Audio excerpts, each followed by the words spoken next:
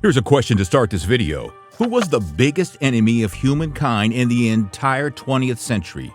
Hitler? Yes, that would be the common answer to this question. A popular choice, as his crimes against humanity are well known no matter where you are in the entire world. Some more knowledgeable people may reply with Joseph Stalin, or maybe Winston Churchill for playing the primary part in exploiting colonized India at the expense of millions of starving Indians dying during the Great Bengal famine. But the truth is, none of these men come close to former president of China, Mao Zedong. With a possible headcount of nearly 80 million, Mao wasn't just the most vicious ruler of the 20th century. He should be considered one of the most brutal rulers that ever lived. Welcome to Nutty History, and today we are counting all the brutal things Mao Zedong committed during his reign over the Republic of China.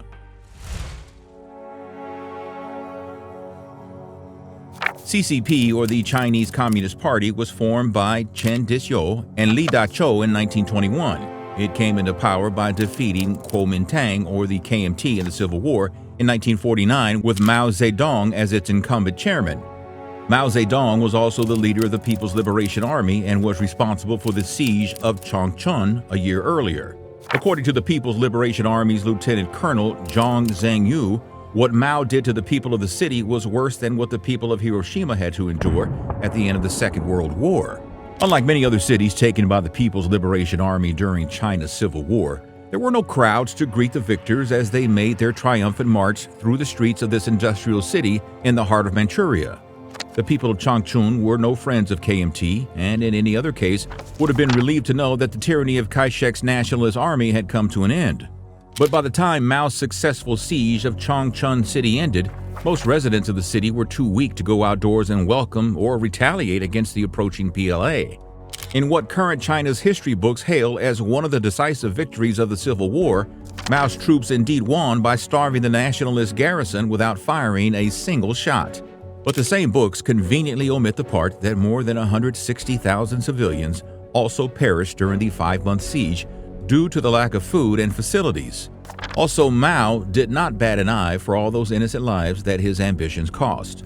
According to Zhang Yinghua, a survivor of the siege, people just stayed in their beds starving to death as the PLA arrived and captured the city in the name of their supreme leader. Zhang Yinghua had to witness the insufferable death of her brother, sister, and most of her neighbors. She said that she couldn't even say a proper goodbye to her siblings because she didn't even have the energy to crawl.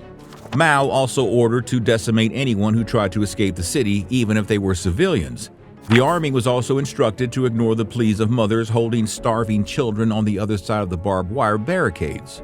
Lung Ying-tai, author of Big River, Big Sea, Untold Stories of 1949, stated that every army officer that she interviewed broke down recalling the events of Chongqing's siege. People were offering gold rings for a single piece of biscuit and were willing to sell their dying babies for a morsel of food. The orders from General Lin Biao were to turn Chongqing into a dead city as troops were forced to do nothing but watch thousands perish. Under Mao's reign, Lin Biao was awarded by becoming the first vice premier in 1964. The 40,000 who survived did so by eating insects, leather belts, and in some cases the bodies that littered the streets. By the time communist troops took over the city, every leaf and blade of grass had been consumed during the final desperate months. In his book, White Snow, Red Blood, Zhang Zhengyu wrote that this fate was worse than those who had to suffer the horrific end at Nagasaki and Hiroshima. As for them, the ordeal lasted 9 seconds or so. For residents of Chongqing, it took 5 long, hellish months. Mao was aware of using history as a tool to shape the future of society. His party used it well after attaining complete control of China. Most of the current generation residing in Chongqing has no knowledge of the darker aspects of the siege, and the survivors, now in their 70s and 80s, are reluctant to voice long-buried trauma. There are no monuments or markers recalling the events that decimated Chongqing's populace.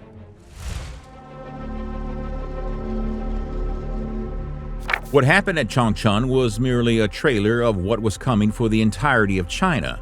9 years after attaining power to rule China, Mao launched the Great Leap Forward, or the Second Five-Year Plan, to reconstruct the country from an agrarian economy into a communist society through the formation of people's communes. Mao decreed efforts to multiply grain yields and bring industry to the countryside. This was Mao being utterly desperate to catch up with the West, and he was ready to pay any price for it. At least 45 million people worked, starved, or were beaten to death in China over the next 4 years. This gave the death toll of the Second World War a run for its money. What happened in China during the period between 1958 and 1962 can only be described as a war between Chinese peasants and the state, but peasants had to fight unarmed against tanks and automatic guns. According to Frank D. Ketter, a Hong Kong-based historian, a third of all the homes in China were destroyed to produce fertilizer, and the nation descended into famine and starvation. It was a state of absolute emergency. People were stripped of their rights and were reduced to mere numbers to meet the quota of work ordered by Mao's unreasonable standards and expectations. Every single incentive to actually work is being stripped away from ordinary villagers, who know very well that even if they grow the grain will be procured by the state. Even if they work in the fields, in the evening, they will get a mere greenish concoction out of a big pot of soup. Private farming was prohibited, and those people who engaged in it were persecuted and labeled counter-revolutionaries. Restrictions on rural people were forced with public struggle sessions and social pressure, and forced labor was also exacted from people. For those who committed any acts of disobedience, however minor, the punishments were huge. State retribution for tiny thefts, such as stealing a potato, even by a child, would be reprimanded in the cruelest fashion. People were tied and thrown into a pond, branded with hot metal, had their ear and nose cut off, doused in excrement and urine, or set ablaze. Even in the case of minors, parents were forced to commit unspeakable horrors as punishment to their own children. People were forced to work nude in the middle of winter. 80% of all the villagers in one region of 250,000 Chinese population were banned from the official canteen because they were too old or ill to be effective workers, so they were deliberately starved to death. Deaths from hunger reached more than 50% in some Chinese villages. In one such village, 44 of 45 inhabitants died, and the sole survivor, a woman in her 60s, went insane. The total number of dead from 1959 to 1961 was between 30 million and 40 million. The man-made disaster forced upon an already impoverished land caused people to commit horrible things to each other as well. Chaos, violence, and insanity ran rampant in the countryside of China as authorities tried to squeeze every last grain of crops from citizens. If there was no food to order, the authorities would blame farmers to be right deviationists and beat them to near death, as a lot of them will perish due to excessive cruelty. People would often destroy their own family members and wouldn't bury them because they could still collect food rations in the name of the deceased. Such corpses were often kept hidden under sheets where mice would devour them. In places such as Gansu, outsiders were robbed and eliminated on sight. And these crimes were nowhere close to the extremes that were surpassed during these trifling times by the rural Chinese population. The approximate number of people who fell for Mao's ambition during the Great Leap is somewhere estimated to be at least 40 million, but it is quite possible that the actual number could go as high as 80 million. China progressed, yes, but at what cost?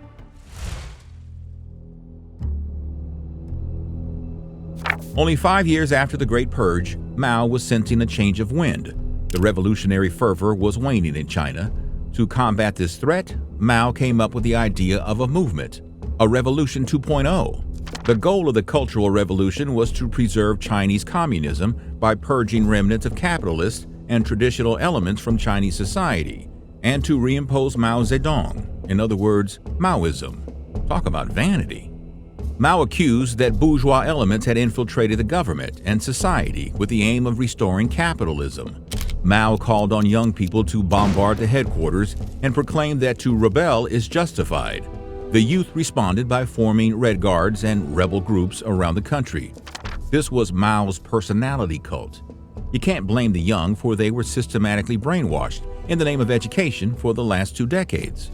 For Mao, the numero uno enemy was the intellectual. He was proud of his decimation of scholars, stating what's so unusual about Emperor Shi Huang of the China dynasty. He had buried alive 460 scholars only, but we have buried alive 46,000 scholars. From 1966 to the death of Mao in 1976, China was a house of horrors and fears.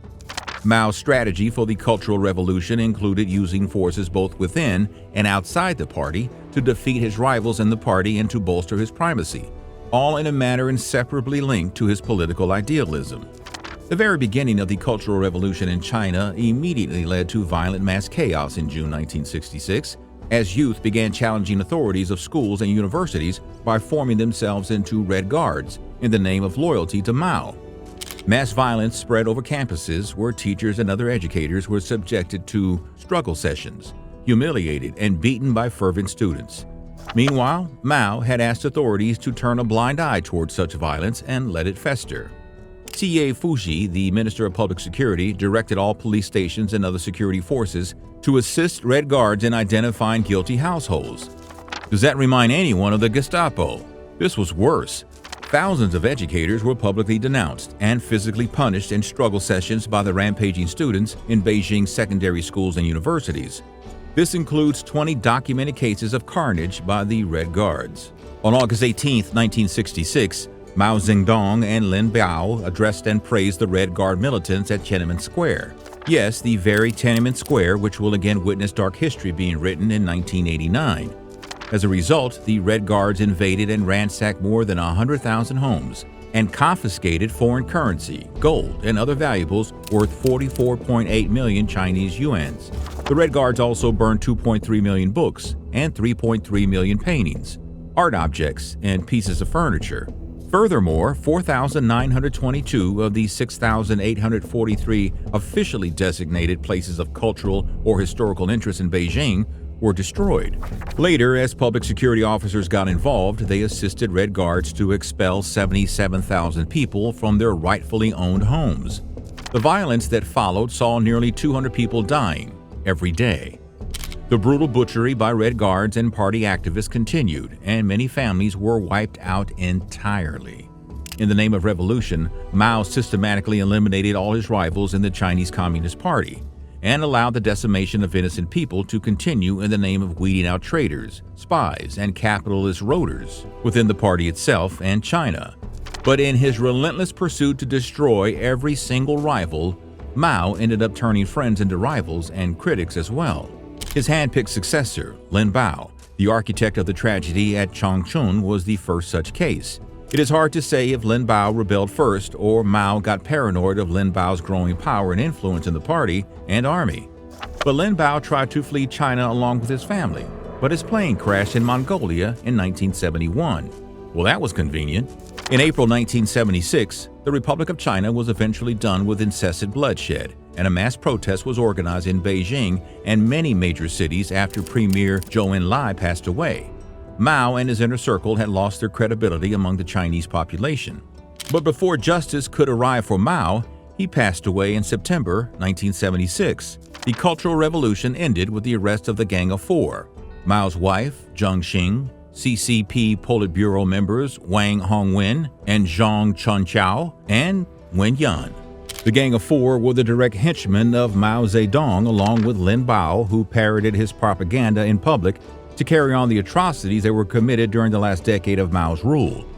After Mao's rule, the Chinese Communist Party attempted many times to whitewash Mao's name by acquitting him and putting the blame of the Cultural Revolution on the Gang of Four.